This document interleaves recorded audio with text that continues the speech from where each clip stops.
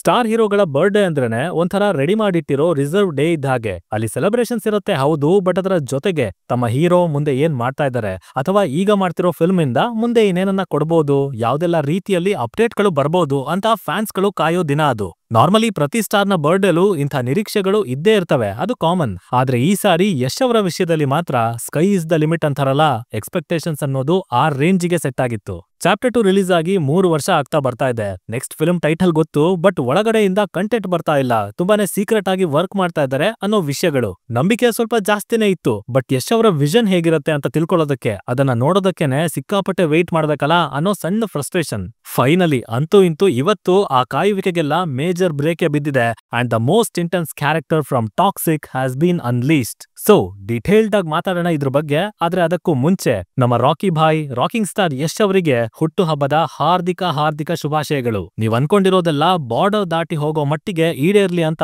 ಕೇಳ್ಕೊತೀನಿ.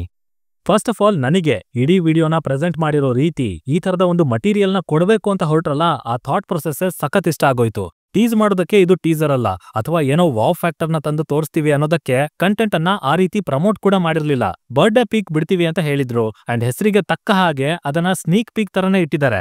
ಎಡಿಟಿಂಗ್ ಮತ್ತಷ್ಟು ಫೈನರ್ ಆಗ್ಬೋದು, ಬಟ್ ವಿಡಿಯೋದಲ್ಲಿರೋ ಫ್ರೇಮ್ಸ್, ಆ ವಿಜುವಲ್ಸ್ ಖಂಡಿತ ಫಿಲ್ಮ್ ಅಲ್ಲೂ ಇದ್ದೇ ಇರುತ್ತೆ.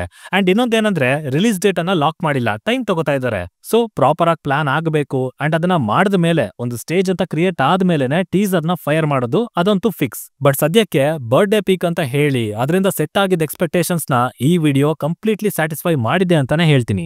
ವಿಜುವಲ್ಸ್ ಕಡೆ ಬಂದ್ರೆ ಸಿನಿಮಾ ನಮ್ಮನ್ನ ಮಿಡ್ 70s ಕಡೆ ಕರ್ಕೊಂಡು ಹೋಗ್ತಾ ಇದೆ. ಅಲ್ಲಿ ಬಳಸಿರೋ ಲೈಟಿಂಗ್ ಆಗ್ಲಿ, ಮಟೀರಿಯಲ್ ಆಗ್ಲಿ, ಕಾಸ್ಟ್ಯೂಮ್ಸ್ ಆಗ್ಲಿ, ಪ್ರತಿಯೊಂದರಲ್ಲೂ ಆ ಡೀಟೇಲಿಂಗ್ ಅನ್ನ ಅಬ್ಸರ್ವ್ ಮಾಡಬಹುದು. ಜಸ್ಟ್ ಇದೊಂದು ಫ್ರೇಮ್ ನ ತಗೊಳ್ಳಿ, ಕ್ಯಾರೆಕ್ಟರ್ ಔಟ್ಲುಕ್ ಇಂದ ಹಿಡಿದು ಲೊಕೇಶನ್ ವರ್ಗೂ ಅಲ್ಲಿರೋ ಸಣ್ಣ ಪುಟ್ಟ ಎಲಿಮೆಂಟ್ ಗಳ ಮೇಲೂ ವರ್ಕ್ ಮಾಡಿದ್ದಾರೆ. ಅಂದ್ರೆ ಅಥೆಂಟಿಸಿಟಿನ ಎಲ್ಲೂ ಡ್ರಾಪ್ ಆಗೋದಕ್ ಬಿಟ್ಟಿಲ್ಲ, ಅಷ್ಟು ಚೆನ್ನಾಗಿ ತಂದಿದ್ದಾರೆ.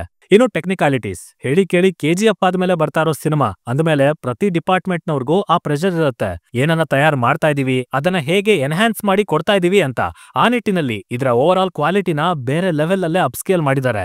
ಐ ಮೀನ್, ನೀವು ಓವರ್ ಅನ್ಕೊಂಡ್ರು ಪರವಾಗಿಲ್ಲ, ಬಟ್ ಇದು ಆಕ್ಚುಯಲ್ ಹಾಲಿವುಡ್ ಸ್ಟಫ್ ಅಂಡ್ ಆ ಎಸೆನ್ಸ್ ನ ಇಲ್ಲಿನ ಫ್ರೇಮ್ಗಳಲ್ಲಿ ಫೀಲ್ ಮಾಡಬಹುದು. ಹಾಗೇನೆ ಆ back ground score, Charan Raj ಮತ್ತೆ ಜೆರೆಮಿ ಸ್ಟಾಕ್ ಅವರ ಹೆಸರು ಓಡಾಡ್ತಾ ಇದೆ, ಕನ್ಫರ್ಮ್ ಇಲ್ಲ, ಬಟ್ ಸಖತ್ ಅಪೀಲಿಂಗ್ ಆಗಿದೆ. ಇಡೀ ಸ್ನೀಕ್ ಪೀಕ್ ಇಂಟೆನ್ಸಿಟಿನ ಹೆಚ್ಚು ಮಾಡ್ತಾ ಇದೆ. Toxic, a fairy tale for grown ups. Tagline ನ ಸುಮ್ನೆ ಹಾಕೋರು ನಾವಲ್ಲ, ಹೇಳಿರೋ ಒಂದೊಂದು ಮಾತಿಗೂ ಒಂದೊಂದು ವಿಷಯಕ್ಕೂ ಡೆಪ್ತ್ ಕೊಡ್ತೀವಿ ಅನ್ನೋ ಲೆಕ್ಕದಲ್ಲಿ ಕಾನ್ಸೆಪ್ಟ್ ಗೆ ಇಂಪಾರ್ಟೆನ್ಸ್ ಅನ್ನ ಕೊಟ್ಟಿದ್ದಾರೆ.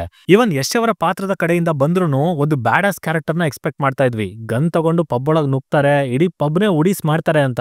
ಬಟ್ ನೋ, ಇಲ್ಲಿ ಆ ಶೇಡ್ಸ್ ನ ಆದಷ್ಟು ಕಮ್ಮಿ ಇಟ್ಟು ಬೇರೆನೇ ಎಲಿಮೆಂಟ್ಸ್ ಗಳ ಕಡೆ ಮುಖ ಮಾಡಿದ್ದಾರೆ. ಪಬ್ಬು, ಡ್ರಗ್ಸು, ಅಲ್ಲಿರೋ ಹುಡುಗಿರು ಅಂಡ್ ಆ ಬೋಲ್ಡ್ ಸೀನ್ಸ್. ಅಂದ್ರೆ ಈ ಸಿನಿಮಾನ ಅಡಲ್ಟ್ಸ್ಗೆ ಮಾತ್ರ ಮಾಡಿರೋದು ಅಂತ ಹೇಳ್ದಾಗಿತ್ತು, ಲೈಕ್ ಆ ಟ್ಯಾಗ್ ಲೈನ್ ತರ. ಎನಿಹೌ, ಈಗ್ಲೇ ಬ್ರೇಕ್ ಡೌನ್ ಅಂತೆಲ್ಲ ಮಾಡಿ ಮಟೀರಿಯಲ್ ನ ಖಾಲಿ ಮಾಡ್ಕೊಡೋದಕ್ಕೆ ನನಗಿಷ್ಟ ಇಲ್ಲ. ಬಟ್ ಸ್ಟಿಲ್ ಸೂಪರ್ಫಿಷಿಯಲ್ ಆಗಿ ಹೇಳೋದಾದ್ರೆ ಇದು ಒಂದು ಡ್ರಗ್ ಮಾಫಿಯಾ ಮೇಲೆ ನಿಂತಿರೋಂತ ಕಥೆ. ಅಂಡ್ ಯಶ್ ಅವರ ಕ್ಯಾರೆಕ್ಟರ್ ಆಲ್ಮೋಸ್ಟ್ ಜೋಕರ್ ನ ಕ್ವಾಲಿಟೀಸ್ ಜೊತೆನೆ ಹೋಲುತ್ತೆ. ಹಾಗೇನೆ ಟಾಕ್ಸಿಸಿಟಿ, ಅದ್ರ ಬಗ್ಗೆ ಹೇಳೋದೇ ಬೇಡ ಅನ್ಕೋತೀನಿ, ಬಿಕಾಸ್ ಸ್ನೀಕ್ ಪೀಕ್ ಆಲ್ರೆಡಿ ನಮಗೆ ಆ ಅನುಭವನ ಕೊಡ್ತಾ ಇದೆ.